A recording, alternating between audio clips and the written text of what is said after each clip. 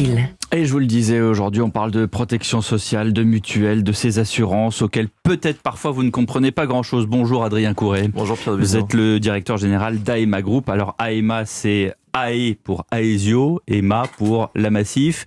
Donc voilà un nouveau groupe avec 18 000 collaborateurs, 11 milliards d'euros de chiffre d'affaires fin 2021, 11 millions d'assurés, plus de 800 agences. C'est le 5e groupe d'assurance en France. Qu'est-ce qui change aujourd'hui ? Je disais que les Français n'y comprenaient pas grand-chose. Il y a eu un grand, changement au niveau des mutuelles où tout le monde s'est rendu compte qu'elles remboursaient beaucoup moins bien. Comment est-ce que vous appréhendez, cette nouvelle ère, cette nouvelle période où il faut être au contact des Français et en même temps il y a quand même de la rentabilité et des comptes à rendre vis-à-vis de l'État? Alors on sort de 2 années où il y a eu la crise du Covid-19 et durant cette période, jamais nos assurés n'ont été aussi en demande de savoir comment leur protection les intéressait. De quoi a-t-on parlé pendant la présidentielle ? On avait parlé pouvoir d'achat, nous sommes présents avec la question de l'épargne, on a parlé réchauffement climatique, nous sommes en tant qu'assureurs présents pour indemniser les conséquences du réchauffement climatique. Souvenez-vous, le Var l'an dernier. Et sur la question du grand âge qui a également occupé durant la présidentielle, nous, en tant que groupe mutualiste, nous sommes également présents au travers de l'accompagnement, les EHPAD. Dans le non lucratif, souvenez-vous, c'est ça aussi les groupes mutualistes. Donc notre groupe mutualiste qui est présent sur l'ensemble des domaines, AEMA Group, peut apporter des réponses et des solutions. Est-ce que la mutuelle qui rembourse tout, c'est fini ? Notre mutuelle rembourse tout. Nous, en tant que groupe mutualiste, nous pilotons à l'équilibre technique. C'est-à-dire que sur ce que nous remboursons, nous ne nous faisons pas de marge. Nous équilibrons les cotisations que nous recevons, ce que nous rendons aux sociétaires et aux adhérents, et puis nos différents frais. Est-ce que ça veut dire que c'est quoi ? C'est un slogan publicitaire là ou c'est non. Une mutuelle, n'a pas d'actionnaire. Très souvent, quand un assureur doit préserver une marge, c'est pour rembourser un actionnaire. Chez nous, ça n'est pas le cas. Tout l'argent qui est reversé, que nous recevons, est reversé au bénéfice des sociétaires, des adhérents. En gros, des clients. C'est l'ADN d'une mutualiste, en fait. Exactement, mais ça n'est pas assez connu. Ouais. Et c'est pour ça que c'est important d'en parler ce matin sur votre antenne. Et pourquoi il n'y a pas plus de groupes comme le vôtre ? Alors, la France, c'est un pays où il y a pas mal de groupes qui existent. AEMA fait partie des 2 grands groupes mutualistes parmi les 5 premiers. C'est La Massif, c'est Aesio.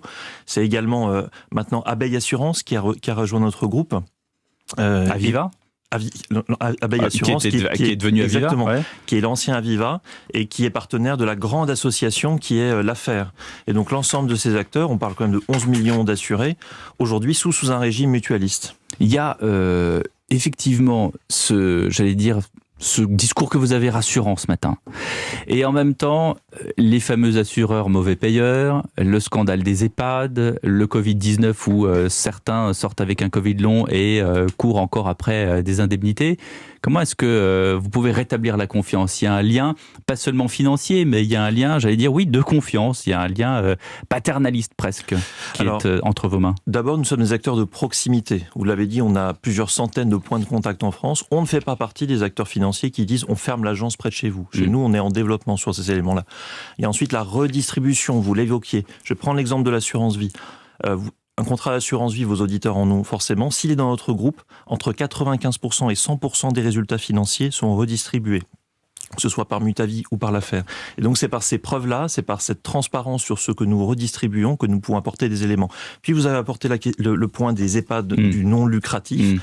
Eh bien, on a pu voir durant cette crise que les EHPAD non lucratifs avaient des tarifs qui étaient extrêmement proches de ceux des EHPAD publics et bien inférieurs à ceux des EHPAD privés. Et donc, du coup, qu'est-ce que ça change ? Le fait que ça change le tarif ? C'est la question de l'accessibilité, en fait. Ce qui distingue une mutuelle, c'est qu'elle recherche un tarif qui est globalement dans la moyenne, un petit peu moins cher que la moyenne du marché, parce que nous couvrons tous les Français et nous recherchons à segmenter le moins possible. C'est une des différences de nos modèles par rapport à des acteurs privés traditionnels. Un des grands sujets en ce moment, et il fait partie de la présidentielle, vous ne l'avez pas mentionné, mais je sais que vous en êtes conscient, c'est le réchauffement climatique. Est-ce que avec cette donnée-là, avec les différents tenants et aboutissants qui mènent à cette protection de la planète, est-ce que la mutuelle, est-ce que la protection des individus va changer ? Elle va changer nécessairement. Il faut savoir qu'en 20 ans, les indemnisations liées à ces catastrophes naturelles en France, elles ont plus que triplé. Chez nous, ça nous amène à réfléchir à plusieurs choses, et notamment la prévention. On évoquait les inondations dans le Var.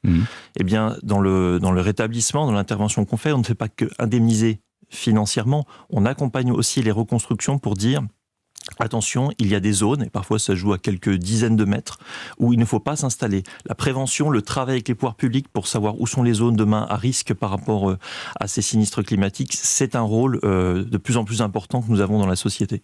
Vous avez un rôle important, et à quel point de vue vous travaillez avec l'État là-dessus? Parce qu'effectivement, c'est facile ensuite de quelqu'un qui a, vous parlez des inondations, mais c'est vrai pour les feux de forêt. À chaque fois, on dit, tiens, on attend l'état de catastrophe naturelle. Mais qui prend la décision? Comment est-ce que vous travaillez avec l'État sur ce genre de décision? Alors, on travaille sur la connaissance du risque, sur la déclaration des états de catastrophe naturelle.